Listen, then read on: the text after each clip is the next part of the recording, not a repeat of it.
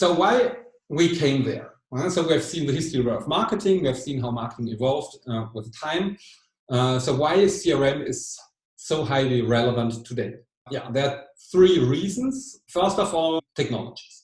There are changes with respect to consumers who become more and more exigent, but also changes with respect to marketplace. And CRM is a response to these changes. So let's have a closer look. Market changes with respect to technologies. So this is related to better IT. Firms have better IT now and cheaper and larger storage units, which are called data warehouses and data analysis methods. So the evolution of CRM is strongly related to technologies and to the strong decrease of prices and cost for IT and technologies, but also to the increase of the performance of the technologies. This is also called the Moore law, which states that the performance of an existing technology doubles every 2 years with no increase in price. For example, computing power tends to approximately double every 2 years. That is, the number of transistors on a microchip doubles every 2 years, while the cost of the computers is halved. A computer chip that contained 2,000 transistors and cost $1,000 in 1970 cost $500 in 1972, $250 in 1974, and only $1 in the 90s, and today cost not even 1 cent to manufacture today. A personal computer that cost $3,000 in the 90s cost $1,092, $794, and would cost today only $5. So this is what is called the Moore's law. Let's take an example. In the 90s, this was the starting date of the internet, we had our first email addresses. And the computers compared to today were very weak. For example, an iPhone 6 or a USB stick today is 32,000 times faster than the best Apollo era computer and could perform instructions 100 million times faster. In 1995, a 100 megabyte computer with 8 megabyte RAM from IBM cost more than $4,000.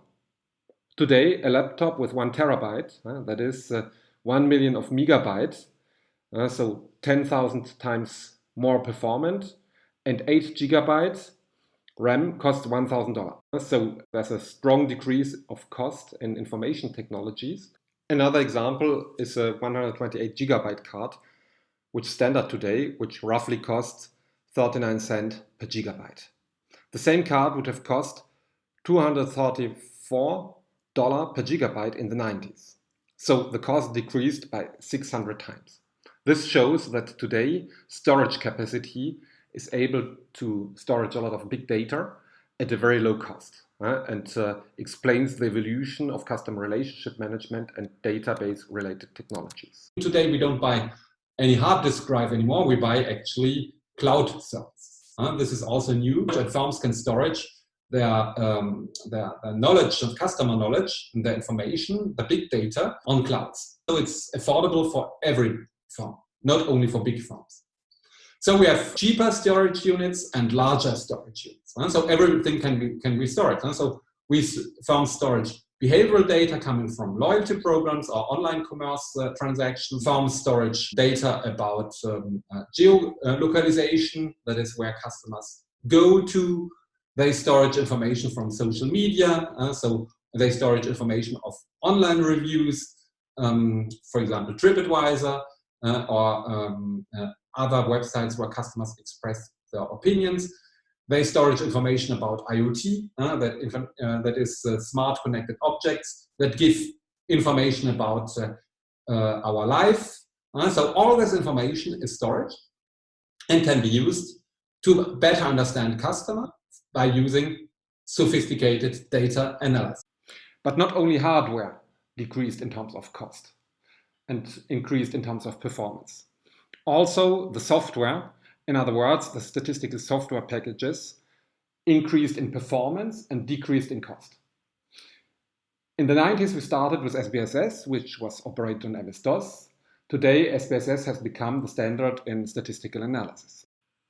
But there are some freewares for example, R Commander, which is become now the standard at the universities in research to do statistical analysis. And it's much more performant than SPSS, and you have much more algorithms that enable you to analyze big data and to do data mining. So the performance increased and the cost basically decreased to zero, as R Commander is available for free.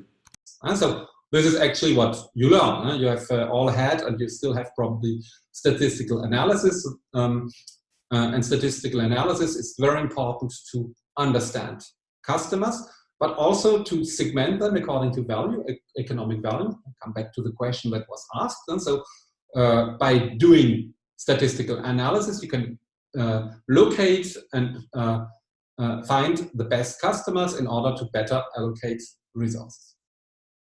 So we have better IT, we have better communication technology. When I was studying marketing, we still did paper mailings sent by postal mail. Today, we still do mailings, but this are electronic mailings, sending them by email. Meanwhile, social media launched with Messenger, for example, or with the WhatsApp messages. So these are communication tools that can be used to better communicate and with customers and to do it on the individualized way.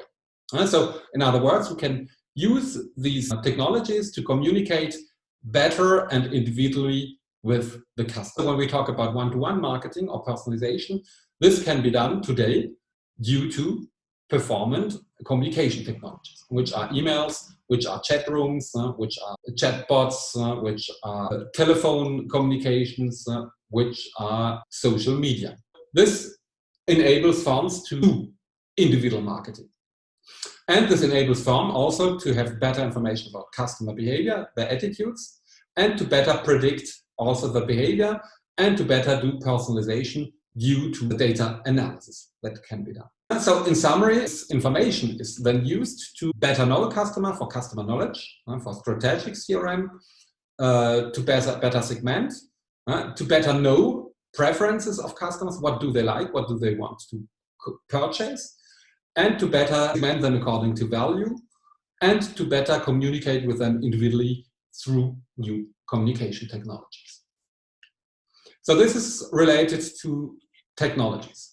The second reason is related to consumers. And we came to CRM also because the customer base of firms becomes more and more diverse. So firms have to face more diversity and individualization of customers. Through internationalization, the customer base becomes not local, not national, but international.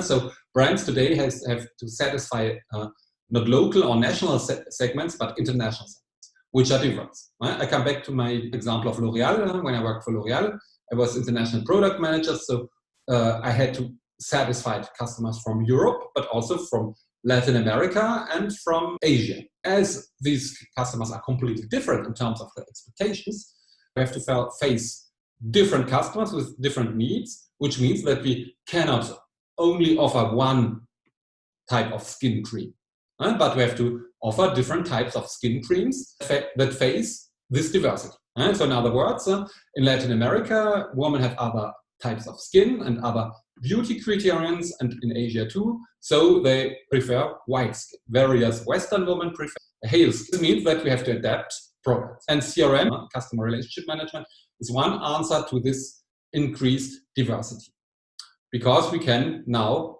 personalize the offer. It is also about customers who want to have more and more individualized products. At the beginning of this course, I told you that Henry Ford said, I can produce every car you want unless it is black. Who of you wants to have only a black car? Nobody wants to have only a black car. Some want to have a red car, some white cars, some blue cars, some want to have pink cars. So we can have actually today any color we want, and producers are able to produce any color customers want. And it's the same for a computer. You have all different notebooks. Some might have even personalized them with some graffitis or some graphics. And so it is possible today to individualize even a notebook. We want individualized clothes and suits. So all this is actually today the need of customers. And that is why firms have to adapt their needs to those customers want individualization.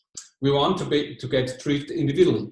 When this is also important if you take the airline sector, the business travelers want to be treated individually according to the individual needs. And airlines know if a customer on board on a long-haul flight wants to be silent, so he don't want to eat, he only wants to sleep, or if he wants to have champagne, or if he wants to name it with his personal name. So all this is known through the CRM database and enables airlines to personalize the relationship on board. Because firms have this information. They have the IT, they have the information availability, they have the technological aptitude to analyze the data. So customers become more knowledgeable and firms can adapt the products to this knowledge. A second reason is the value consciousness and intolerance for low service level. Dissatisfaction becomes much more unacceptable for customers. So the increase of value consciousness and intolerance for low service levels also urged firms to create more service. Remember the framework of marketing evolution, we saw that satisfaction and service levels become crucial to differentiate one brand from another. And I come back to my example of Apple. So why a lot of customers choose Apple? Because they know that the service level is high and that they want to have value not only through the product but also through the service. Why a lot of customers choose Amazon? Because of the service. Because of the service, after-sales service. When they have problems, they know that Amazon is doing everything to resolve problems. And because Amazon is delivering at home. So home delivery is also one key for service creation. As customers become more and more exigent, customer relationship management enables firms to cope with these problems.